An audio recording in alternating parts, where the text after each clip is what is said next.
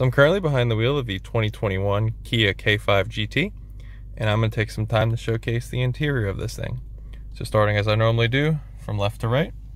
Over on the left, you've got window switches, you got door locks, you got your rear mirror adjust. Above that, you got your door latch. You got a few buttons for adjusting and setting the driver position. To the right of that, you've got a lighting level adjust for plus and minus. You've got lane assist button. You've got traction control off button. You've got a rear trunk latch button right here, and tucked down there is the hood latch as well. Moving to the gauge cluster.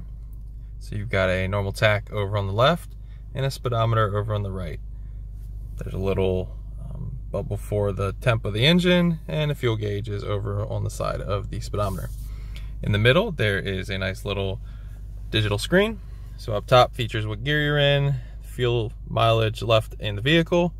Down low, it'll feature what drive mode you're currently in. So between normal, sport, sport plus, custom will be displayed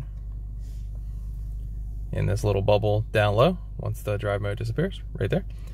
Temp outside the vehicle and the mileage of the vehicle. Now in between the top and the bottom, this little screen can be cycled through 5 different pages. So this is the more performance-oriented screen. It showcases the oil temps of the vehicle, the torque in foot-pounds, and the turbo in PSI.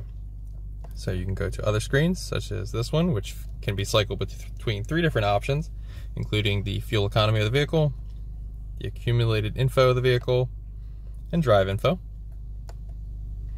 Then you have a navigation-like screen, so if you do not have any destination set in a navigation screen, it will basically display a compass, but should you have a destination, it will kind of show you your next turn.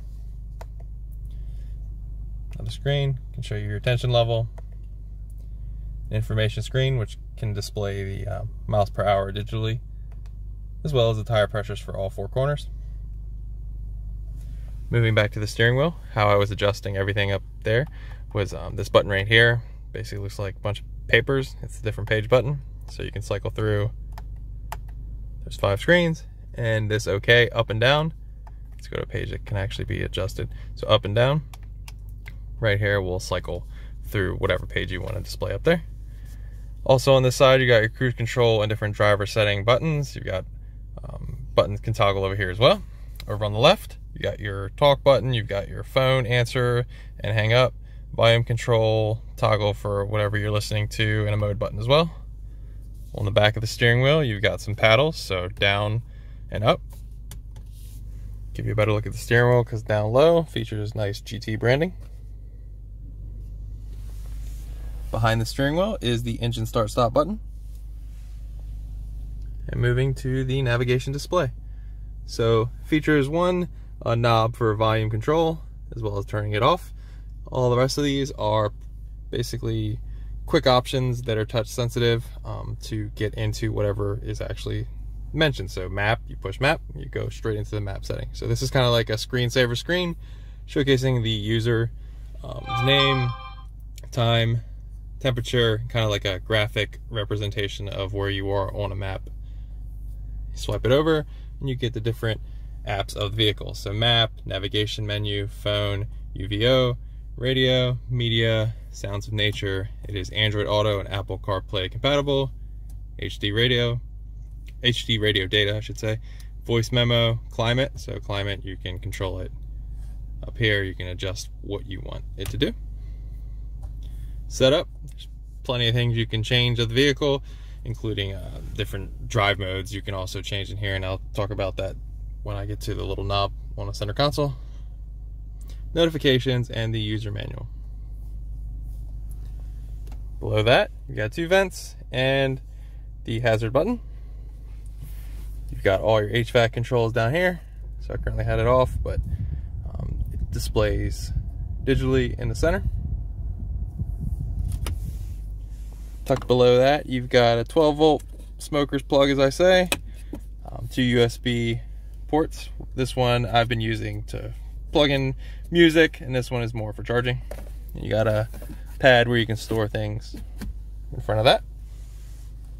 And you've got the gear lever of the vehicle. It's kind of like a plane, airplane style. You push the button on the side. You can go for park, reverse, neutral, and drive. Hit it over, and you can shift gears here. or you can do it on the back of the steering wheel with the paddles I had just showcased.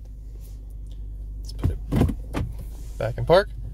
Behind that, you've got the parking brake latch and the auto hold button for if you're at a red light and you want to save your right foot.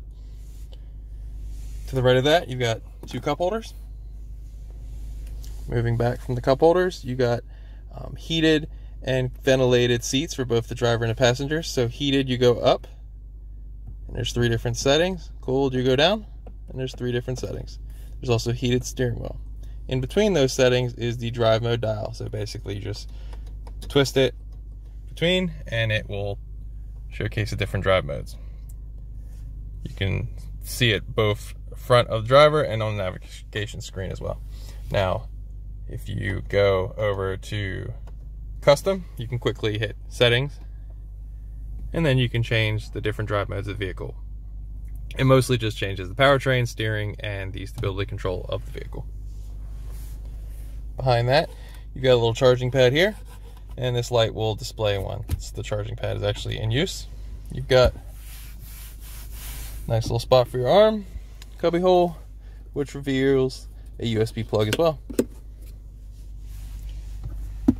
Moving to the passenger side, you got glove box. Give you a look at the passenger door. This features Bose speakers. Give you a look at the seats. They feature GT branding.